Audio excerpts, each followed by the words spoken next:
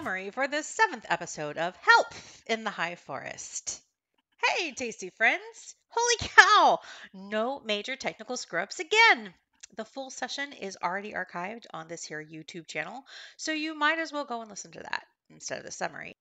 Or not. Also, the summary for session 6 was less than 20 minutes.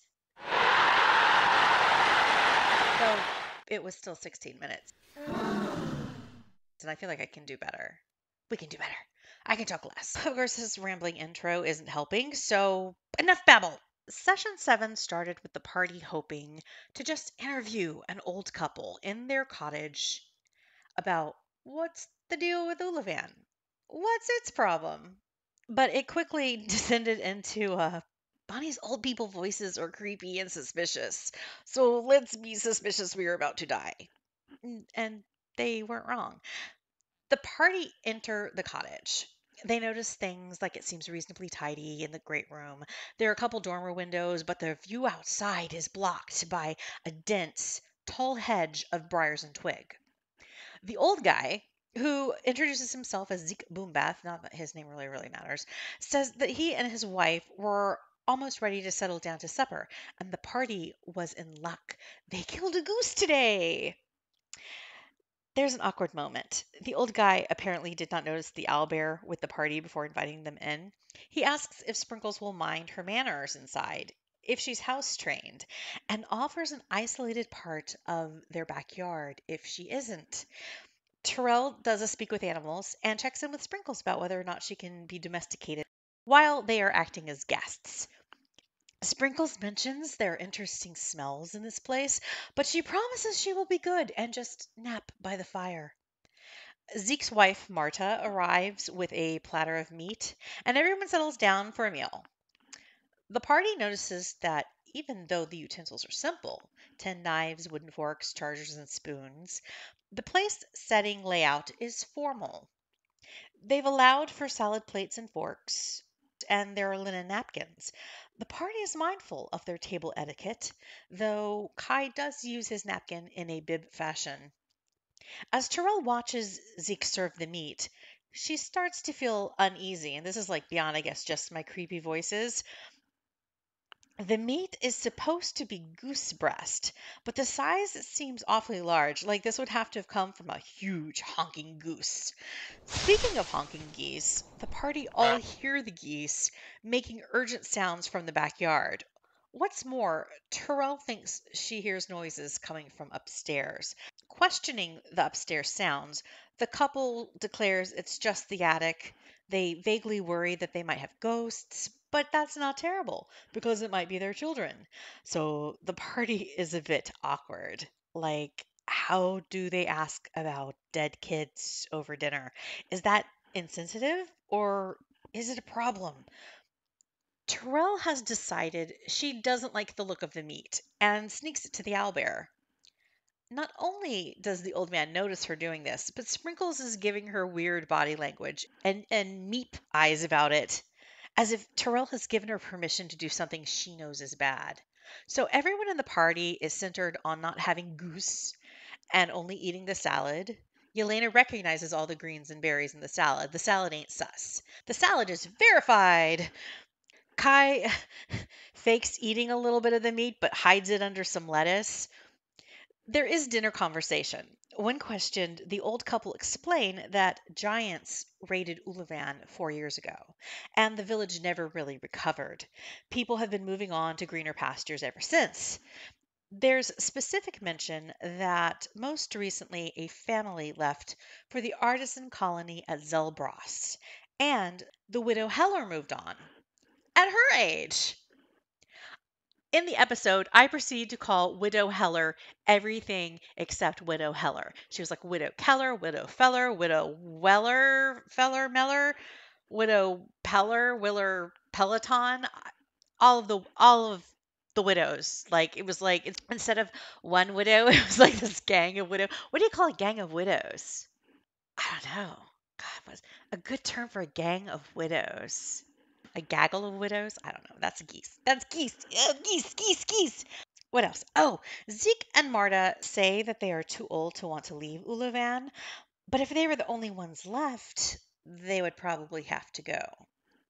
When questioned about recent troubles, the old couple says people spoke of living rocks, injuring people, and property 2 nights ago. The couple didn't see it for themselves, and they don't like to gossip. They do add that a mob of villagers attacked the local miller the day before. His sweetheart recognized that he had a tattoo that matched the symbol on the living rocks, so they hung him at his windmill. The party finally asked about the possibility of dead kids and ghosts over dinner. The couple give a vague story about their sons wasting away in the night. They also say Uluvin might be cursed by someone named Nanny Say Sorry. Her displeasure takes its toll. By this point, the party just feels like everything is creepy, and the geese won't stop honking. So, as dinner concludes, the party asks for a tour of the Boumbeth home. The party would like to see the noisy geese first, so they're led through to the kitchen. There is a door on either side of the kitchen with 2 yards off of it. Marta shows them the small empty yard to the west first. This is what was offered as a pen for Sprinkles when they first arrived. I think it's Kai who notices something weird in the kitchen, that there are canned goods and some bags of flour that are past their use by period, their best to buy date.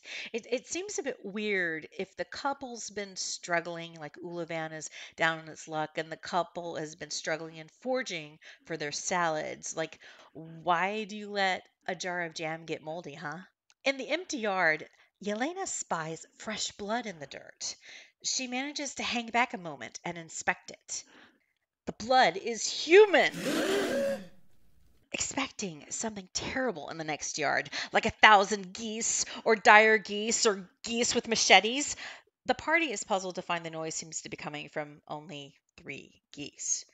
They're just really unruly. At first, the geese try to escape into the cottage, but the party and Marta shoo them back. The geese hang back then, kind of in the corner of the yard, cowed with fear. The party heads back into the cottage, getting nosier about the kitchen.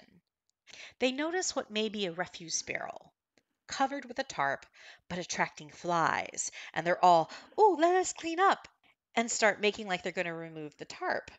This distracts Marta. She rushes to stand between them and the barrel, protesting. This gives one of the geese a chance to dart inside the cottage before the door to the yard shuts. It's now a standoff. Something's obviously wrong here, but do they just assault the creepy old people? Terel casts Speak with Animals again. Immediately, the honking goose is screaming, "Help! They're going to eat us!" And Terel asks for a little more clarification because this sounds like goose world problems. The goose elaborates that the geese are people. They are people turned into geese, turned into dinner. That's all Terrell needed to hear. She draws her sword. Roll initiative. Marta and Zeke may not be people either. Marta has glowy eyes, and Zeke's features go a little pointed and canine. They no longer seem frail. First chance she gets, Marta pulls out a pouch of dust, blowing it in Terrell's face. Terrell fails her save, and she's polymorphed into a goose. Marta misty steps around a bit in the ensuing conflict, tries to polymorph dust Yelena as well, but Kim remembers she has an inspiration, which helps Yelena succeed resisting the spell. Yelena and Kai manage to drop Zeke and Marta with their magic laced attacks. Poor Terrell has lost her gear, and while she lands in a bite or two as a goose, the creatures seem immune to non magical damage. This isn't great for Sprinkles either. The owlbear was left behind in the great room, and the party can hear she's fighting foes on her own. I should note at this point, being a little disappointed with myself about this combat, I'd misread the monster details when I set up this encounter. I thought they were resistant to non silvered piercing, slashing, and bludgeoning attacks. They were actually immune. And it took me a gazillion rounds to figure that out. It worked out okay. I mean, it wasn't a party wipe, but for this scenario, I mean, it actually makes more sense for them to be immune, but I really wanted the geese to still be able to do that 1 to 2 points of damage. It wasn't my intention to zero out all the polymorph players or Sprinkle's attacks. I wanted them to still be able to do a little bit of damage. It's just that they were severely hampered by the nature of these creatures. Yelena sets the other geese free, and everyone leaves the unconscious Zeke and Marta behind as they run to save Sprinkles. Sprinkles is bloodied at this point, trying so hard to murder the three jackals that come down from the attic to get her. Her beak and claws do nothing. It's I started to feel really bad for the desperation of an owlbear to hurt the things that were hurting her at this point. And that's one of the main things that really gets me, other than the whole part about taking away Terrell's ability to do anything. I wanted Terrell to be able to do something, and there was one out, but still I felt really bad for the owlbear because there was nothing the owlbear could do. Kai and Yelena start to sort out these jackals. Yelena having a slightly more challenging time than usual because there are support posts and furniture in the way of a clear shot. Kai has magic missiles. Kai has no obstacles. Go Kai! Terrell goose jumps up on the dining table. I made her do an athletics check. I actually read up on whether domesticated geese can fly before the game because I thought, well, this might be a thing because they might just try to fly, why didn't they just fly away? And it turns out domesticated geese are usually too plump to get much fly in the air. Maybe they get a little bit of floaty gliding, but not actual flight. But an argument could be made that Terrell is fit as a person, so she'd become a fit goose and she totally would be able to fly. But I mean, okay, the athletics check had a really low DC. So there's a goose. Goose on the table. I wasn't sure Grim remembered how polymorph works. She definitely didn't metagame it. Terrell's father and sister are druids, though. She's totally been exposed to how wild shape and that stuff works. So eventually I had her do a check to see if Terrell recalls it in the moment. She succeeded that check and remembered that if she's unconscious as a goose, she should revert to form. So Terrell goes all in and just runs into the fireplace. Speaking of exposed, Terrell's back. She's naked, but she borrows Yelena's short sword long enough to smite the last jackal to death. Booyah! Other than gently bopping the three remaining geese so that they're reverted into their humanoid forms as well, that was the end of session 7. Join us next time for session 8 of Help in the High Forest, when the party puts on their pants, loots, and snoops, and maybe catches up with the caravan? Or reaches Succumber? All of these things could happen. If they do, it'll be on November 19th from 1 to 4 p.m. Eastern on the Bonnie View Twitch channel.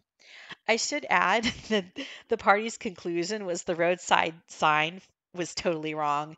Uluvan's not unkind. It's crap. It's poop. Yeah. Nobody should go there. Don't go to Uluvan, y'all. It sucks. You've been warned.